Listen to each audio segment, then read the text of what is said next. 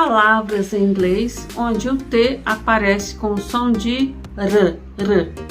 Ability, ability, ability. Computer, computer, computer. Water, water, water. Better, better, better. Heater, heater, heater. Matter, matter, matter. University, university, university. Batalha em inglês. Você pode ouvir battle, mas mais comum você vai ouvir battle, battle, battle. Garrafa em inglês. Bottle, bottle. Abre um pouquinho mais a boca para falar o O, tá? Bottle. É um O misturado com A, tá? Bottle. E linda em inglês. Você pode ouvir beautiful, beautiful. Ou você vai ouvir bastante beautiful, beautiful.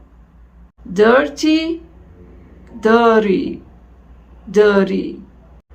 40, 40, 40. 30, 30, 30. Ok? Então esse flap D, que eles chamam flap D, esse D tremido, flap D, para nós é esse R, né? Esse som de Rzinho, é bastante comum no inglês norte-americano.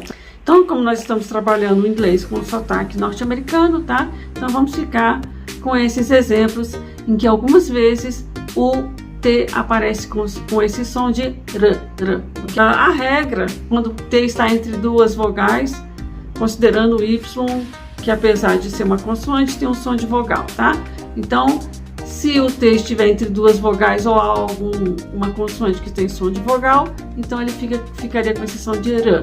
Ou se ele estiver entre uma vogal e uma consoante R e L, ele também ficaria com esse som de R, ok? Então é isso aí. Se o tema ajudou, que eu acho muito útil para quem está aprendendo inglês, saber que muitas vezes aparece sim esse som de o T com esse som de R, né? Water, better, ok? E é isso aí. Se o conteúdo ajudou, eu peço que deixe seu like, aperte no sinal e tchau!